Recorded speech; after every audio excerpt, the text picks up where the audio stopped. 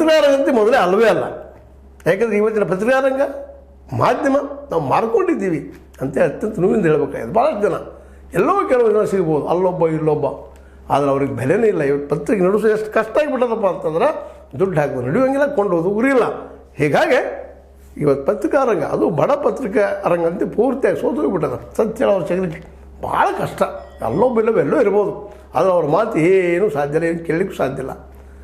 ಒಂದು ನಮ್ಮ ಮಿತ್ರ ಹೇಳ್ತಿದ್ರು, ನಮ್ಮ ರೋದನ ಹೆಂಗಾಗ್ಯದಪ್ಪ ಅಂದ್ರೆ ಸಮುದ್ರದ ತನಕ ಒಂದು ಏನಪ್ಪ ಅಂತಂದ್ರೆ ಕಂಟಿ ಮೇಲೆ ಒಂದು ಗುಬ್ಬಿರೋ ಯಾವುದೋ ಹಕ್ಕಿರೋ ಕೂತ್ಕೊಂಡು ಸಮುದ್ರ ಉಪ್ಪಾಗಿದೆ ಅಂತ ಕೇಳೋರು ಯಾರು ಅಂತ. ಹೌದು, ಉಪ್ಪಾಗ್ಯದ, ಭ್ರಷ್ಟ ಆಗ್ಯದ, ದುಷ್ಟ ಆಗ್ಯದ, ಕೇಳೋರು ಯಾರು ಅಂತ. ಒಬ್ಬ ಹಕ್ಕಿನ ಸಾಧ್ಯ ಅನ್ನೋಂಥ ಪ್ರಸಂಗ ಬರ್ತದೆ.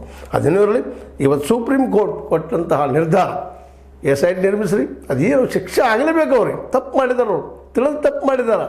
ಅಷ್ಟೇ ಅಲ್ಲ, ಇನ್ನೂ ಕೆಲವೊಂದು ಮಾತುಗಳು ಮಾತಾಡ್ತಾ ಇದ್ದಾರೆ. ಹೇಳಿದಾರೆ, ಕೋರ್ಟ್ ಹೇಳಿದು, ನೀವು ಇನ್ನಷ್ಟು ಕೆಟ್ಟ ಮಾತುಗಳನ್ನು ಆಡಲು ಬಯಸಿದ್ದೀರಿ ಎಂದು ಜನರಿಗೆ ಗೊತ್ತಾಗಲಿಲ್ಲ.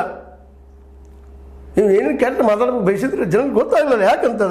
ಯಾಕೆಂದರೆ ಮಾಧ್ಯಮದವರಿಗೆ ಕೇವಲ ನಿಮ್ಮ 2 ಪದಗಳನ್ನು ಮಾತ್ರ ತೋರಿಸುತ್ತಿದ್ದಾರೆ. ಹೊಳ್ಳಿ 2 ತೋರಿಸ್ತಾರೆ ಅವರು, ಸಹೋದರಿ ಭಯೋತ್ಪಾದಕ ಸಹೋದರಿ, ಎಷ್ಟು ತೋರಿಸ್ತಾರೆ ತೋರಿಸ್ತಾ ಇಲ್ಲ. ನಿಮ್ಮ ಧ್ವನಿಯಲ್ಲಿ ಎಷ್ಟು ದ್ವೇಷಿತಪ್ಪ ಅಂತಂದ್ರೆ ಅದನ್ನು